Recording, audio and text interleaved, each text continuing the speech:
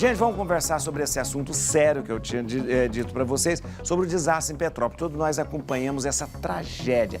Mas esse tipo de tragédia pode ser evitada? Acompanhe esse VT. Petrópolis, conhecida como Cidade Imperial, fica localizada ao norte do estado do Rio de Janeiro. Projetada por Júlio Keller e fundada em 1843. A cidade é alvo constante de fortes chuvas que já eram conhecidas por seu engenheiro. Na época, Keller mediu o espaço para a construção, acreditando que haveria apenas uma casa por lote, não atingindo os acostamentos. Porém, com o aumento da população e a construção de novos lares, o projeto encontra muitos problemas na atualidade. Nas últimas semanas, os moradores das áreas de risco de Petrópolis têm sofrido com enchentes, deslizamentos e destruição de casas.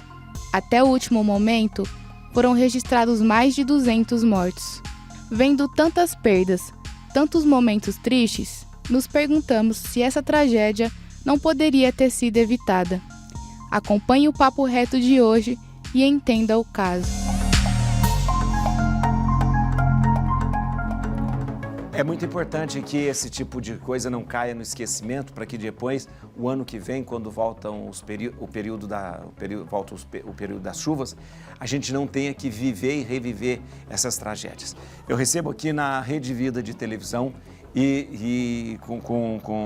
agradeço imensamente o engenheiro civil Jonas Matos. Ele é membro titular do Instituto de Avaliação e Perícia do Estado de São Paulo, coordenador da Câmara de Perícia IBAP São Paulo, formado pela Faculdade de Engenharia de São Paulo, especialista em parcelamento do solo pela Universidade Secov, membro do Instituto de Engenharia, membro do Comitê de Construção Civil, professor universitário, alguém que realmente traz para a gente uma bagagem enorme que pode nos ajudar. Doutor Jonas, seja bem-vindo, muito obrigado pela sua presença aqui na Rede Vida de televisão. Eu agradeço bastante a oportunidade para falar de um tema tão sensível e tão doloroso àqueles menos favorecidos das encostas pelo Brasil afora. Doutor, eu acho muito interessante e importante a sua palavra para nós, uma palavra balizada, né? Eu acho importante.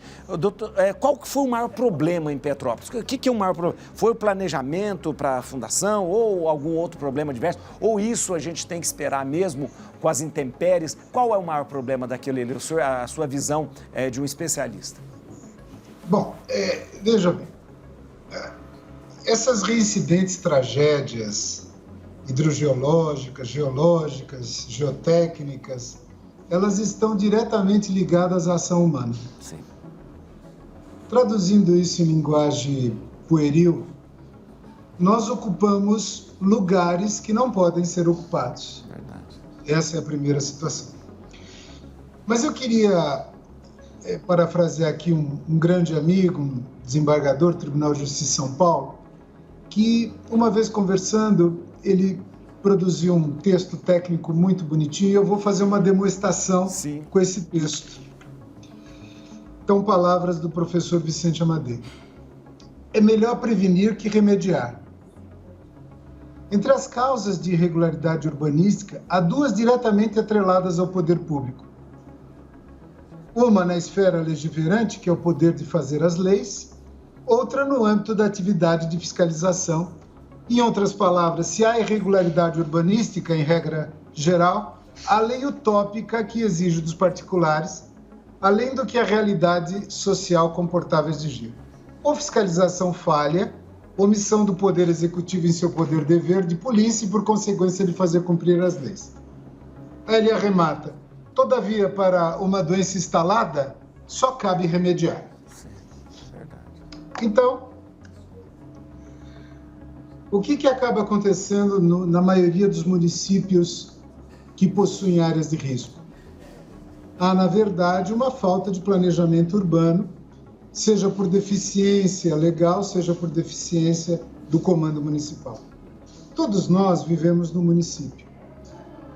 Mas as entidades regradoras de toda essa vida, elas fluem por três esferas: a federal, a estadual, cabendo ao município a implementação dos programas que vão fazer com que determinadas regiões não possam ser habitadas. Mas o que acontece de maneira geral?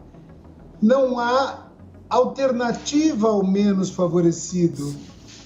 Então ele procura aquele local onde, bem ou mal, ele pode instalar sua moradia. Afinal de contas, padre, todos nós sonhamos, em maior ou menor grau, com um lugar para morar. É a nossa cidadela.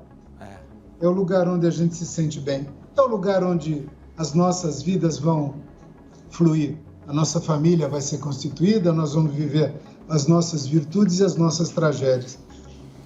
Então é muito triste a situação de Petrópolis e a situação de outros municípios que enfrentam problemas semelhantes. Doutor, o senhor pergunta falou... básica. Pois não. Desculpa, eu não quero cortar o senhor, porque o senhor falou algo muito interessante. Uma vez instalada a doença, o problema, há que remediar, né? E talvez seja o grande trabalho de um técnico, de um especialista como o senhor, né? O que fazer então, doutor? A primeira providência vai parecer muito simples, é retirar estas famílias das áreas de risco. Não há obra de engenharia que possa conter a ação da natureza. Eu vejo constantemente, na mídia de uma forma geral, que os índices pluviométricos em determinados momentos do ano são elevados. Até parece que quem está tecnicamente habilitado a entender este tema não reconhece que todos os anos, ciclicamente, nós temos índices pluviométricos elevados.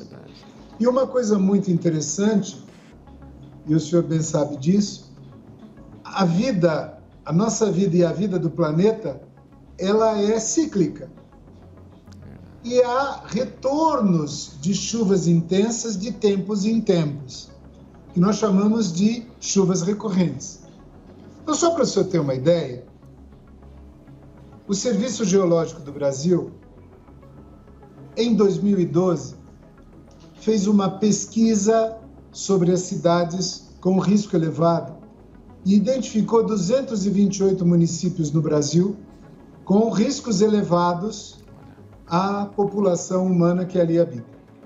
No caso específico de Petrópolis, entre 92 e 2012, 14.318 pessoas ficaram desalojadas por enxurradas, inundações e deslizamentos. E nesse período de 20 anos, morreram 453 pessoas, segundo este levantamento do CPRM. Dando a média, isto só sob o ponto de vista numérico, porque cada vida tem um valor e cada vida não é um número. A vida é mais do que um número, mas dando uma média de 23 mortes por ano.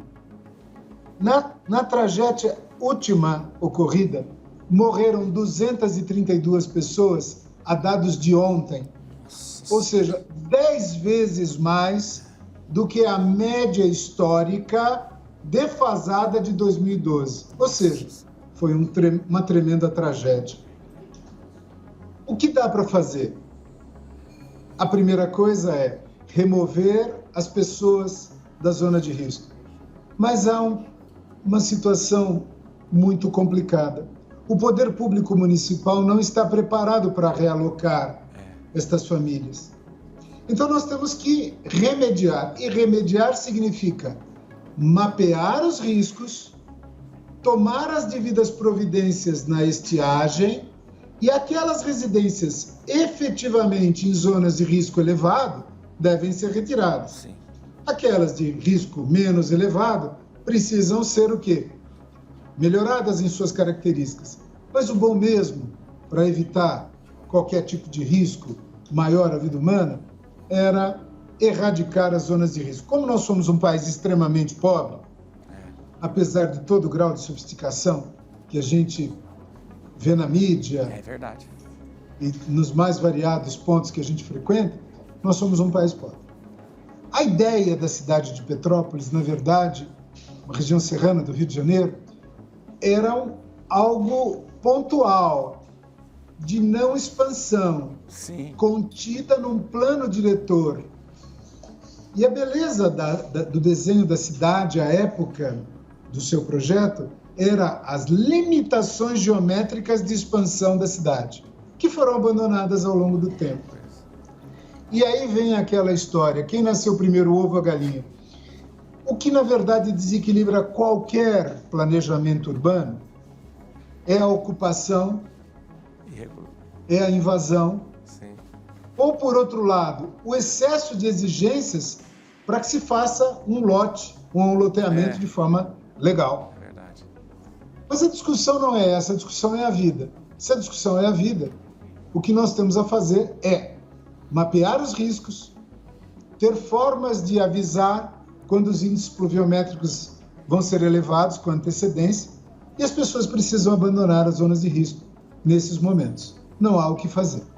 Por outro lado, esta é uma aplicação muito singela daquele que abandona a sua casa e que perde o pouco que tem. O que nós precisamos é uma ação efetiva do poder público nas esferas federal, estadual e municipal para que estas zonas de risco sejam substituídas por moradias em lugares com risco muito menor do que esse que nós estamos vendo nas imagens que estão sendo processadas aí ao nosso fundo.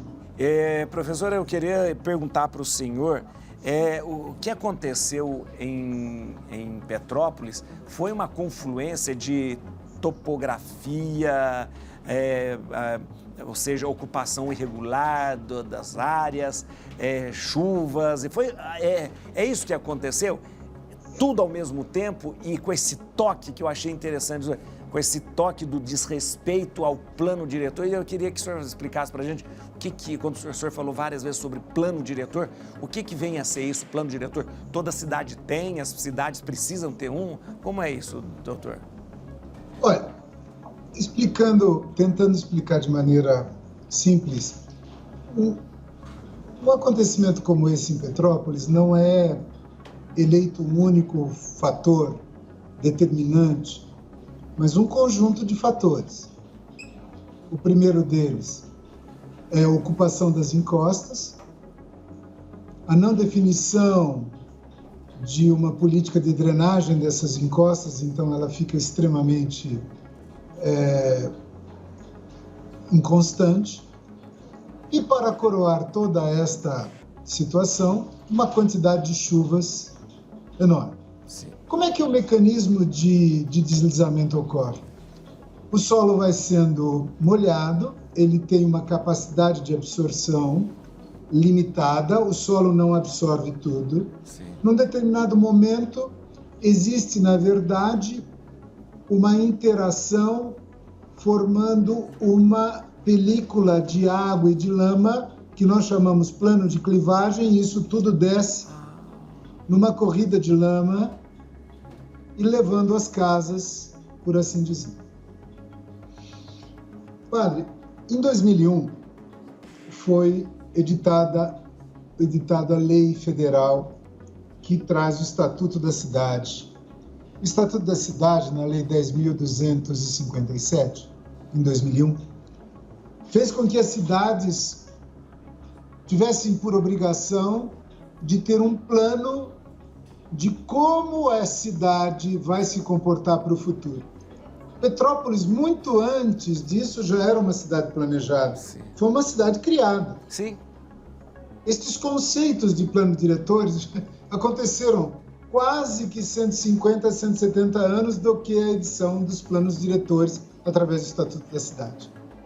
Então ela tinha limitadores. O que acabou acontecendo foi que, a partir de um determinado momento, não se teve mais contenção do avanço nas encostas, criando, na verdade, uma bomba relógio que a qualquer momento iria ser detonada.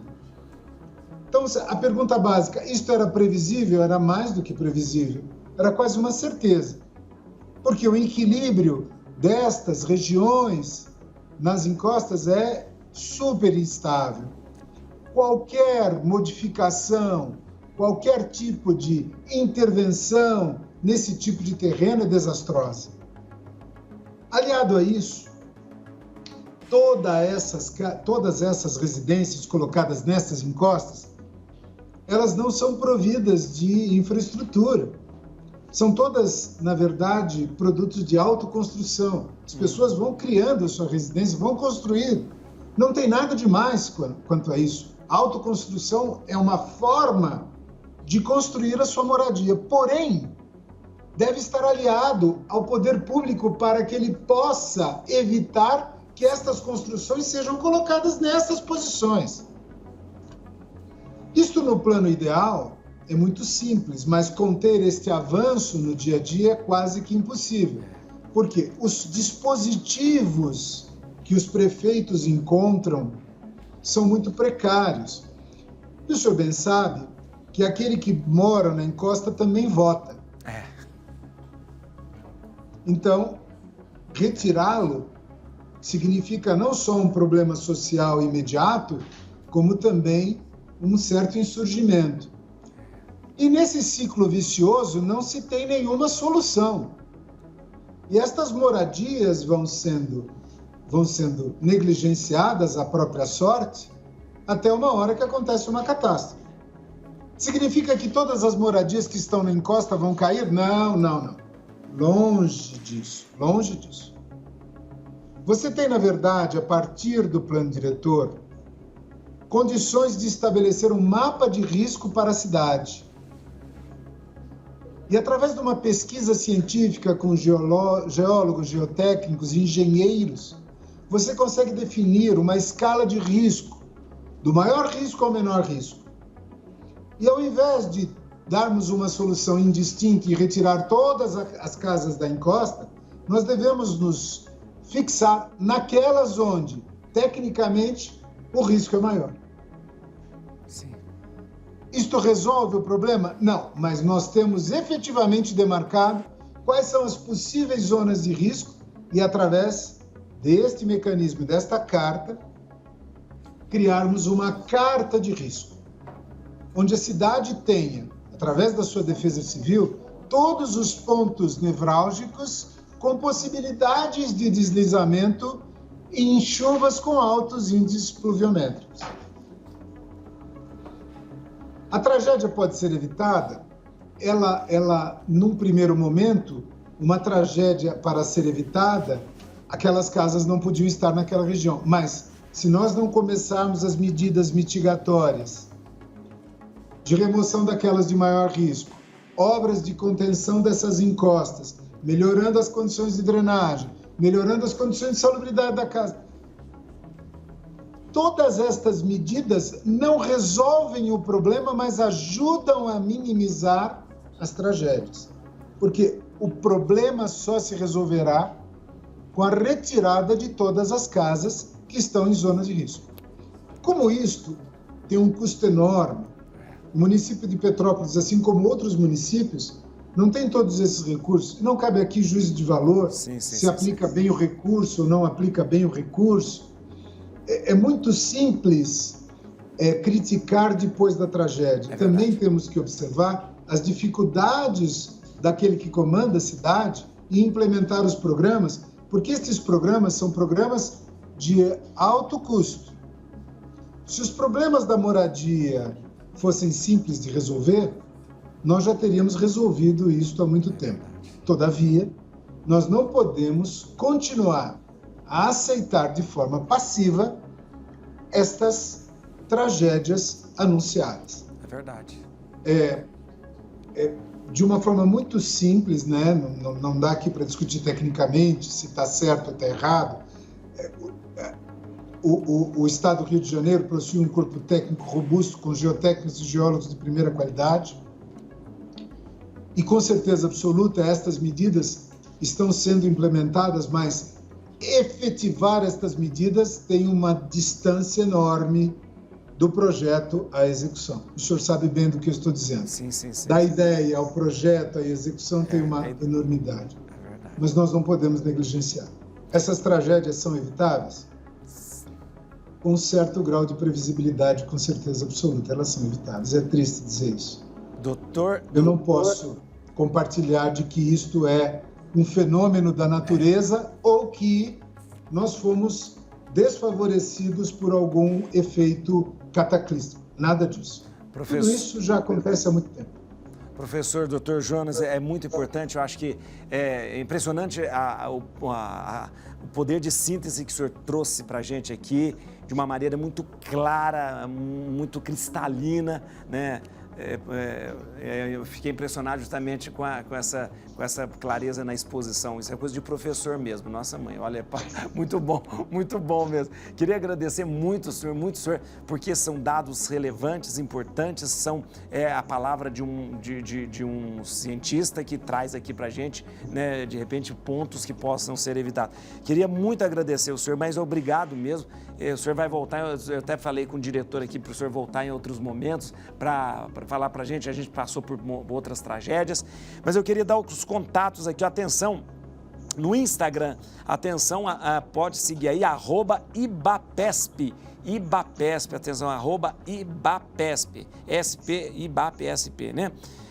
Também pode entrar em contato pelo telefone 0 operadora 11 99905 9221, atenção, o contato aqui é o jonasmato@uol.com.br e o site, acesse o site, gente, ibap-sp.org.br, ibap-sp.org.br. Professor Dr. Jonas Matos, muito obrigado por o senhor dispor do seu tempo aqui para ficar conosco na Rede Vida, muito obrigado mesmo, e seja sempre bem-vindo aqui conosco.